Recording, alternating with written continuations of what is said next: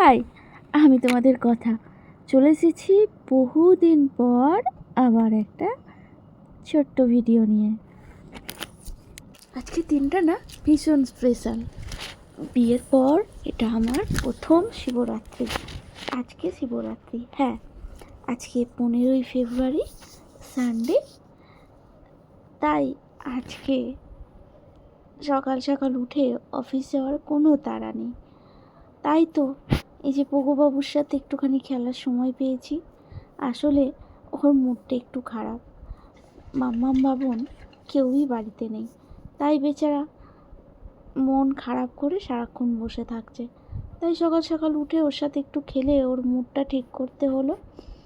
আর যেহেতু আজকে সানডে, আমারও অফিস নেই আর বরমশাইয়েরও অফিস নেই, তাই কোনো তাড়াও নেই আমাদের। ওর সাথে খেলে ওকে খাবার দিয়ে এখন আমি এসে গেছি একটু বিছানাটা গোছাতে। বিছানা টিছানা গুছিয়ে আর তো তেমন কোনো কাজ নেই, তাই ভাবলাম একটা কিছু দেখা যাক। যেহেতু আজকে আমরা দুজনেই ফাঁকা, তাই একটা ওয়েব সিরিজ চালিয়ে দিয়ে দেখছিলাম। তো দেখতে দেখতে ভাবলাম যে যখন পুজো দেব, আজকে শিবরাত্রিটা পড়েছে 6টার পর থেকে প্রায়, তাই ভাবলাম যে এখন আর চান করে লাভ নেই, পুজো দেওয়ার আগেই চানটা করে নেব। তো এখন বাজে বিকেল 4টে।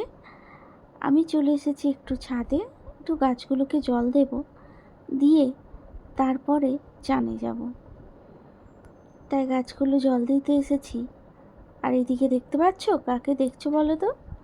পগুবাবুকে। আমি যখনই কোথাও যাব সে নিচে সন্ধে দিতেই যায় আর উপরে ছাদের গাছে জল দিতেই আসে। ও সারাক্ষণ এসে এইভাবে আমার সাথে সাথে বসে থাকবে, যতক্ষণ না আমার হচ্ছে ততক্ষণ ওখান থেকে নড়বে না। এই তো চান হয়ে গেছে আমার, এবার রেডি হচ্ছি পুজোর জন্য। বিয়ের পর প্রথম শিবরাত্রি বলে কথা, যদিও আজকে বাইরে কোনো মন্দিরে পুজো দিতে যাব না, বাড়ির মন্দিরেই পুজো দেব, তাও একটু সাজগোজ না করলে কি হয়, তাই শুরু করেছি একটু সাজগোজ করা। জানো তো, অনেক ছোট থেকেই শিবরাত্রিটা করছি, তারপরে আস্তে আস্তে বড় হলাম। এখন তো অফিসে যেতে হয় আর ম্যাক্সিমাম বছরেই শিবরাত্রিটা ওয়ার্কিং ডেতেই পড়ে, তাই অফিসে গিয়েই শিবের মাথায় জল ঢেলে দিই, অফিসের কাছাকাছি কোনো মন্দিরে।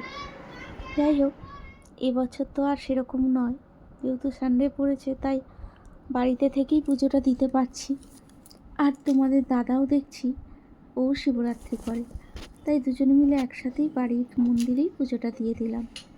আগে ও পুজোটা দিল, তারপরে আমি দিচ্ছি।